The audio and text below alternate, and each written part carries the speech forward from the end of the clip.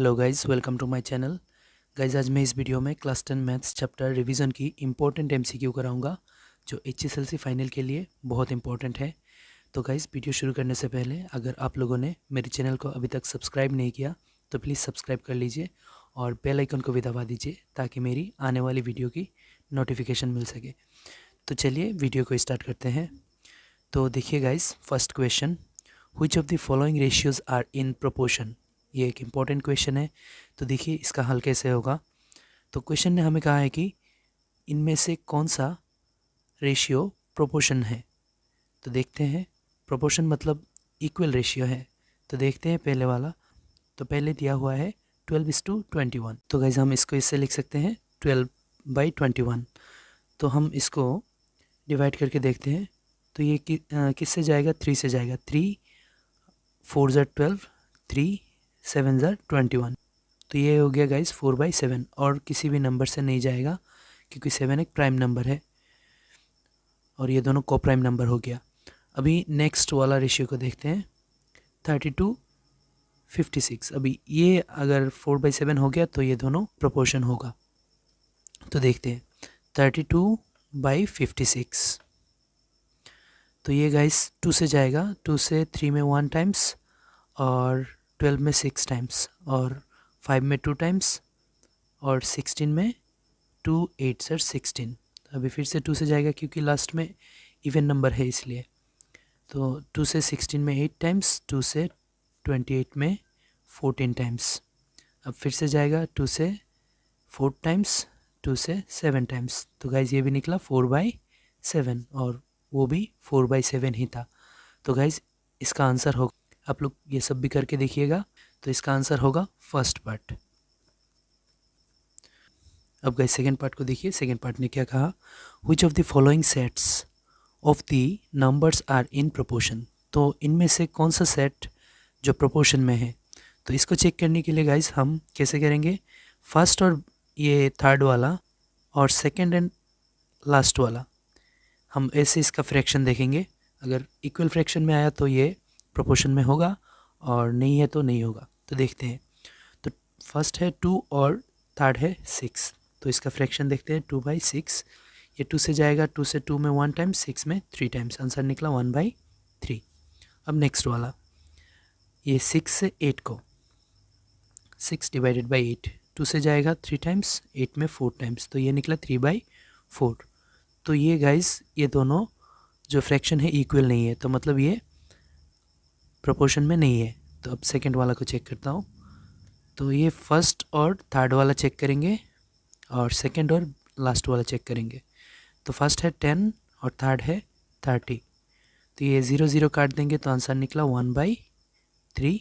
और सेकंड वाला और लास्ट वाला ये है 20/60। 0 0 काट देंगे, 2 से 2 में 1 टाइम्स, 6 में 3 टाइम्स, तो इसका भी आंसर निकला 1/3।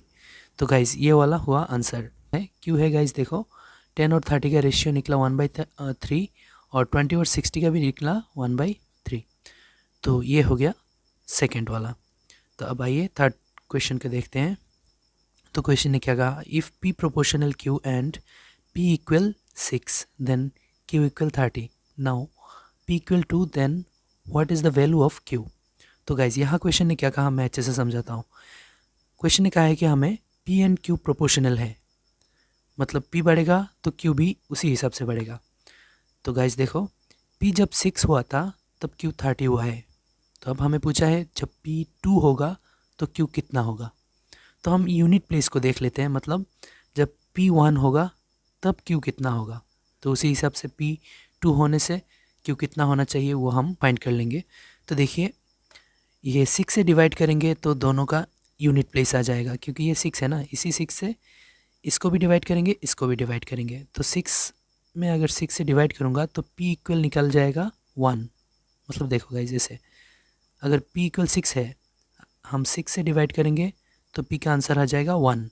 P और Q प्रोपोर्शनल हमें क्वेश्चन ने कहा है, तो P को अगर 6 से डिवाइड करेंगे तो Q को भी हमें 6 से डिवाइड करना पड़ेगा। Q का वैल्यू है 30, तो 30 को 6 से डिवाइड करेंगे तो 5 आ जाएगा। तो मतलब Q इक्वल निकला 5। तो मतलब क्या है यहाँ, P का वैल्यू अगर 1 हुआ तो Q का 5 आएगा। अगर P का 2 हुआ, 2 कब होगा? P इक्वल अभी 1 निकला, 2 से मल्टीप्लाई करेंगे तो P इक्वल 2 हो जाएगा। तो P को अगर 2 से मल्टीप्लाई किया तो हमें Q को भी 2 से मल्टीप्लाई करना पड़ेगा, तो 5 2 10 हो जाएगा Q। तो गाइस P अगर 2 हुआ तो Q कितना होगा? 10 ही होगा। तो यहाँ 10 है, ऑप्शन सी। तो थर्ड क्वेश्चन की option C is correct answer. तो आइए अब फोर्थ पार्ट को देखते हैं। तो यहाँ क्वेश्चन कह रहा है कि which of the following is square of odd natural number. तो इनमें से कौन सा नंबर ऑड नेचुरल नंबर की स्क्वायर है? तो हम देखेंगे यूनिट प्लेस को। तो यहाँ गाइज यूनिट प्लेस में 6 है जो ऑड नहीं है, यहाँ भी 6 है, ये भी ऑड नहीं है, ये भी ऑड नहीं है, लेकिन यहाँ पे 9 है जो एक ऑड नंबर है। तो गाइज ये याद रख लेना कि ऑड नंबर की स्क्वायर की यूनिट प्लेस में भी ऑड होगा। तो यहाँ पे हमें 169 जो नंबर है इसकी यूनिट प्लेस में ऑड नंबर है, तो इसीलिए हमें पता चल गया कि ये जो नंबर है ये किसी ऑड नंबर की स्क्वायर होगा। तो ये आंसर निकला सेकंड वाला 169। तो गाइज ये था फोर्थ पार्ट की आंसर। अब आइए फिफ्थ पार्ट को देखते हैं। अब गाइज फिफ्थ पार्ट को देखो, क्वेश्चन ने क्या कहा, which of the following will have 1 in the unit place. तो हमें क्वेश्चन ने कहा है कि ये जो स्क्वायर दिया हुआ नंबर्स है इनकी यूनिट प्लेस में कौन सी नंबर का स्क्वायर को सॉल्व करेंगे तो 1 आएगा। तो गाइज देखो हम इन सब नंबर्स की यूनिट प्लेस को देखेंगे। तो गाइज ये 19 स्क्वायर है, 19 स्क्वायर की यूनिट प्लेस में 9 है, जो 9 को स्क्वायर करेंगे तो 81 आएगा। जो 81 में देखो गाइज 9 को अगर स्क्वायर करते हैं तो क्या आता है 81, और 81 की यूनिट प्लेस में क्या है 1 है। तो मतलब ये पूरा 19 स्क्वायर को अगर सॉल्व करेंगे जो नंबर आएगा उसका भी यूनिट प्लेस में 1 आएगा। तो क्वेश्चन ने हमें पूछा है ये जो नीचे दिए गए नंबर्स है किसको सॉल्व करने से यूनिट प्लेस में 1 आएगा। तो ये ऑप्शन ए को ही सॉल्व करेंगे तो यूनिट प्लेस में 1 आएगा। तो ये है करेक्ट आंसर ऑप्शन ए।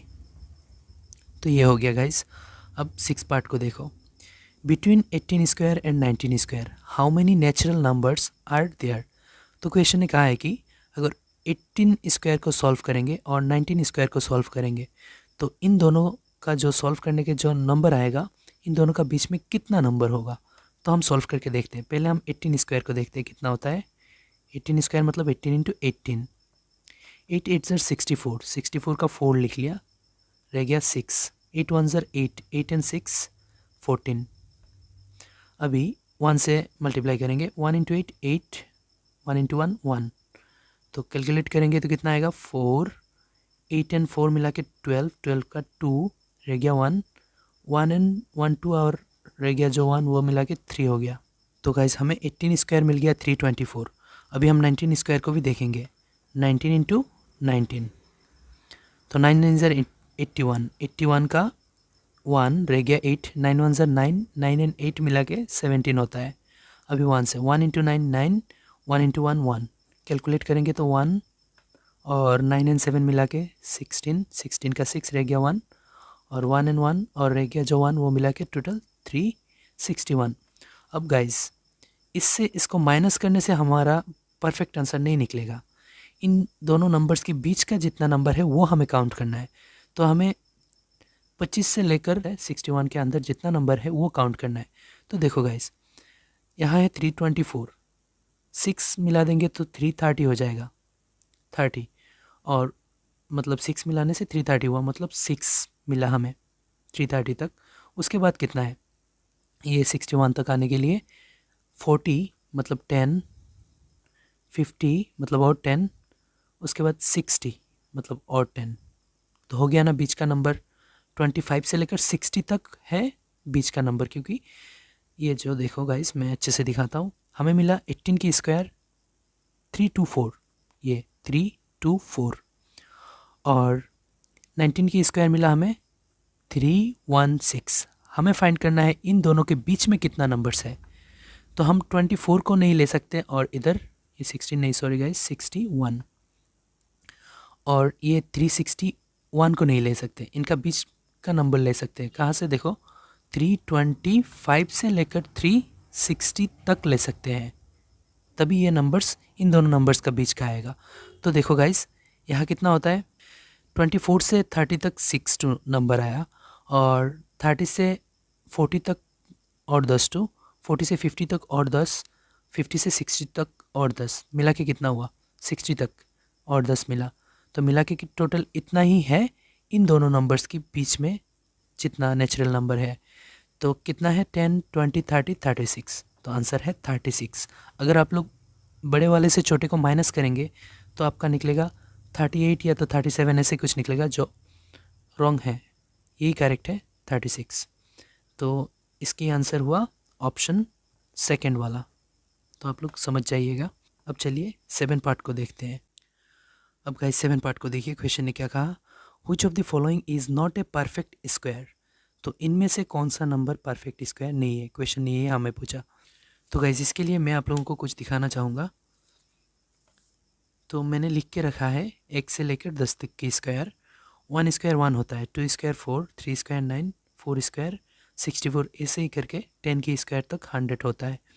तो यहाँ हमने एक चीज़ देखा, जो सब नंबर स्क्वायर में है उसको सॉल्व करने के बाद यूनिट प्लेस में 1 4 9 4 5 6 9 4 1 0 0 ये सब आता है। तो मतलब गाइस 1 4 5 6 9 0 0 ये सब नंबर्स अगर यूनिट प्लेस में रहेंगे तो ही ये नंबर परफेक्ट स्क्वायर होगा। अगर गाइस इनके अलावा 2 3 7 8 ये चारों नंबर यूनिट प्लेस में रहेंगे तो वो परफेक्ट स्क्वायर नहीं होगा। क्योंकि देखो गाइस, ये जो नंबर्स है 1 से लेकर 10 तक का स्क्वायर, इनकी सॉल्व करने के बाद यूनिट प्लेस में किसी का भी यूनिट प्लेस में 2 3 7 8 ये नंबर्स नहीं आए हैं, इसलिए गाइस। तो चलिए सॉल्व करते हैं। तो गाइस क्वेश्चन ने हमें कहा है कि इनमें से कौन सा परफेक्ट स्क्वायर नहीं है। तो हमने देखा कि परफेक्ट स्क्वायर जो है उनके यूनिट प्लेस में 1 होता है, 6 भी होता है, 9 भी होता है। फिर से एक बार देख लो, ये देखो गाइस 1 होता है, मतलब ये होता है, ये 6 भी होता है और 9 भी होता है, लेकिन 2 3 7 8 नहीं होता, मतलब ये 2 नहीं होना चाहिए। तो यही है इसकी सोल्यूशन, मतलब यूनिट प्लेस में 2 रहेगा तो वो कभी भी परफेक्ट स्क्वायर नहीं होगा।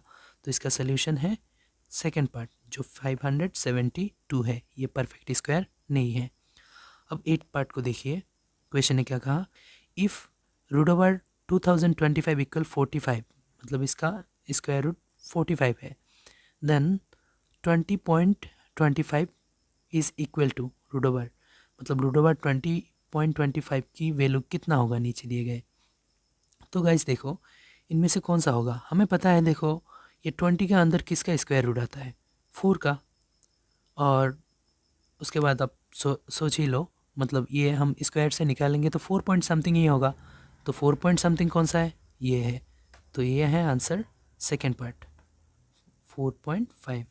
क्योंकि देखो गाइस 20 के अंदर 4 का ही स्क्वायर रूट आता है, तो 4 से ज़्यादा होगा थोड़ा सा, क्योंकि ये 16 है 4 की स्क्वायर करने से स्क्वायर नंबर, तो ये 16 से बड़ा है, मतलब 4 से बड़ा होगा आंसर। तो 4 से बड़ा सिर्फ यही है, और ये तो 45 इसका आंसर है। तो गाइज ये था 8 पार्ट की सोल्यूशन। अब गाइज 9 पार्ट को देखो, क्वेश्चन ने क्या कहा, the digit in the unit place in the cube of 23 is.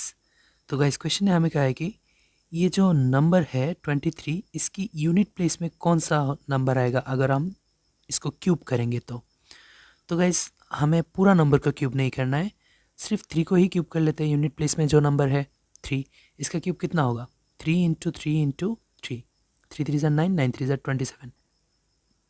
27 कैसे होते हैं, 2 एंड 7 मिला के, जिसके यूनिट प्लेस में कितना होता है, 7 होता है। तो मतलब ये पूरा 23 को ही हम क्यूब करेंगे तो यूनिट प्लेस में 7 ही आएगा, तो आंसर है 7। अब गाइस 10 नंबर पार्ट को देखो, क्वेश्चन ने क्या कहा, which of the following is perfect cube. तो गाइस क्वेश्चन ने हमें कहा है कि इन नीचे दिए गए नंबर्स में से कौन सा नंबर परफेक्ट क्यूब है, कौन सा, सिर्फ कोई एक ही है।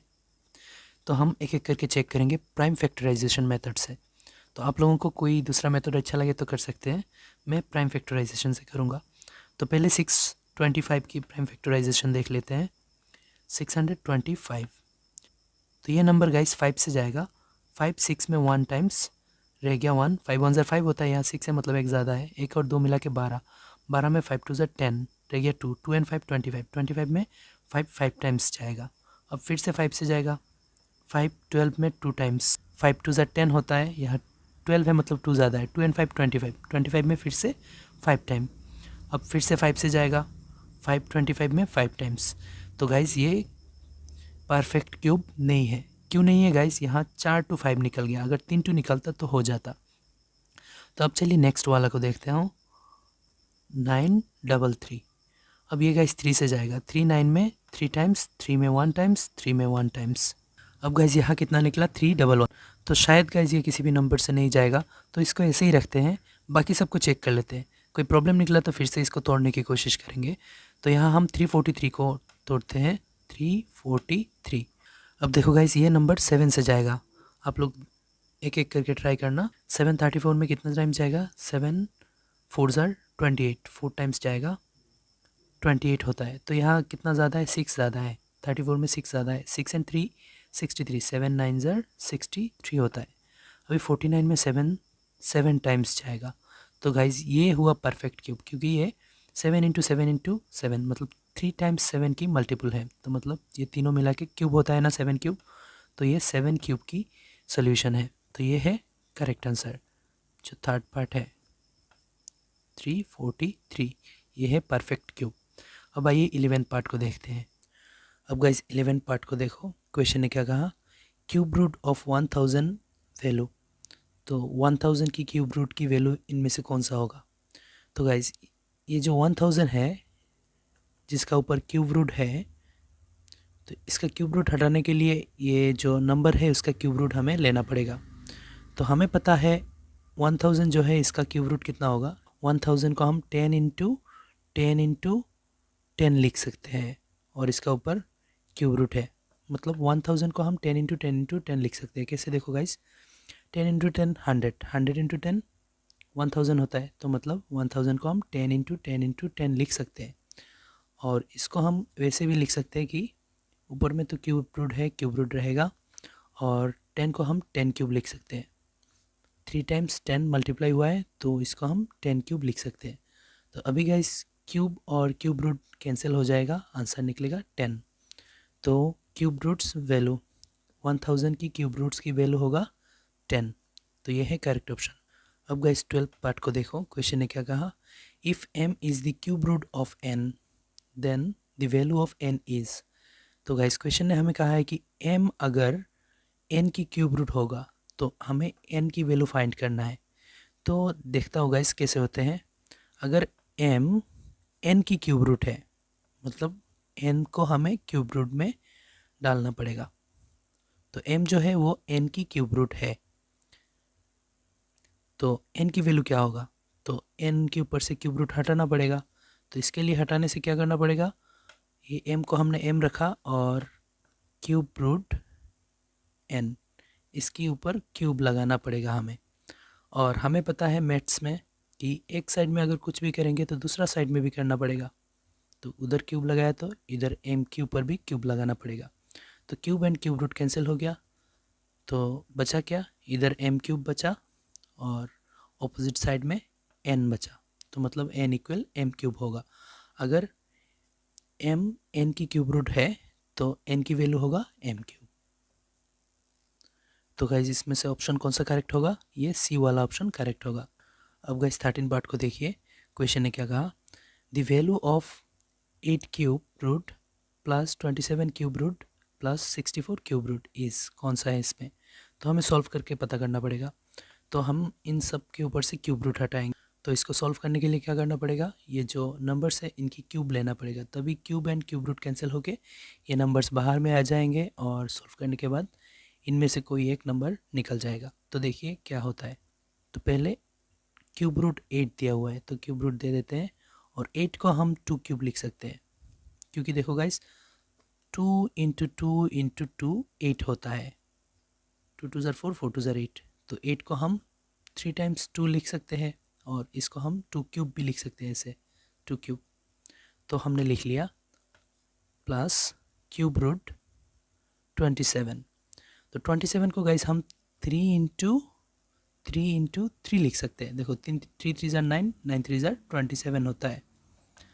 तो हम 27 की जगह ये लिख सकते हैं, और इसके जगह हम 3 क्यूब लिख सकते हैं, क्योंकि 3 3 टाइम्स है। तो हम 27 की जगह 3 क्यूब लिख लेंगे। उसके बाद प्लस है, क्यूब रूट है, और 64 को हम क्या लिख सकते हैं, 4 क्यूब लिख सकते हैं। देखो 4 इंटू 4 64 होता है, 4 4 ज़र 16, 16 4 ज़र 64 होता है। तो इसकी जगह हम 4 क्यूब लिख सकते हैं, तो 64 की जगह हम 4 क्यूब लिख सकते हैं। तो अभी गाइस ये जो क्यूब है और क्यूब रूट कट जाएगा, ये क्यूब रूट कटेगा, ये क्यूब रूट कटेगा, बचा क्या, यहाँ 2 बचा, प्लस यहाँ 3 बचा, प्लस यहाँ 4 बचा, और इनको सॉल्व करने से क्या आएगा, 2 3 5 5 एंड 4 9। तो गाइज ये ऑप्शन डी वाला करेक्ट है, क्योंकि इसका सोल्यूशन 9 हुआ। अब 14 पार्ट को देखिए। यहाँ क्वेश्चन कह रहा है कि the value of 3 to the power -3। तो 3 टू द पावर -3 की वैल्यू इनमें से कौन सा है। तो गाइज अगर पावर में अगर माइनस रहेगा तो आप लोग ये समझ जाना कि ये नंबर जहाँ है यहाँ होना नहीं चाहिए था। अगर ऊपर रहते वक्त पावर में माइनस है तो इसको नीचे होना चाहिए, और नीचे रहते वक्त पावर माइनस पे है तो उसको ऊपर होना चाहिए। तो गाइज ये जो 3 नंबर है ये फ़िलहाल तो ऊपर है और इसका पावर माइनस में है, तो मतलब इसको नीचे होना चाहिए था, ये ऊपर में आ गया। तो अगर हम इसको नीचे लिखेंगे तो इसका पावर प्लस आ जाएगा। तो ये तो ऊपर ही है, तो ये नहीं हो सकता, ये भी नहीं हो सकता, ये हो सकता है। क्योंकि देखो गाइस पावर माइनस है, इसको प्लस कब कर पाएंगे, अगर इसको इस 3 को हम नीचे लिखेंगे। तो देखो गाइस 3 को नीचे लिखा है, और नीचे लिखने के लिए ऊपर तो कुछ ना कुछ होना चाहिए, तो ऊपर 1 है, तो ये जो पावर नेगेटिव था वो पॉजिटिव में आ गया। तो ये ऑप्शन सी करेक्ट है, 1/3 क्यूब। अभी 15 पार्ट को देखिए, क्वेश्चन ने क्या कहा, the value of 2/3 whole square. तो इसकी वैल्यू इनमें से कौन सा है, जिसके साथ मैच करेगा वही होगा उसकी वैल्यू। देखो गाइज हम 2/3 होल स्क्वायर को हम बहुत टाइप से लिख सकते हैं, लेकिन यहाँ किस टाइप से लिखा है ये हम ढूंढेंगे। तो गाइज देखो ये हो सकता है कि नहीं, 1/2 into 3 whole square, power plus में है, ऊपर था अब नीचे है, ऊपर भी प्लस में था नीचे भी प्लस में, तो ये हो नहीं सकता। क्योंकि देखो गाइज ऊपर से नीचे आएंगे तो ऊपर प्लस में होगा तो नीचे आके माइनस हो जाएगा, जैसे कि ये पहले वाला क्वेश्चन था। अब ये देखता हूँ, ये देखो गाइज ये भी ऊपर है और ये भी ऊपर ही है, ये नंबर ऊपर ही है 2/3 होल स्क्वायर, तो ये ऊपर ही है और माइनस में आ गया पावर, तो ये नहीं हो सकता।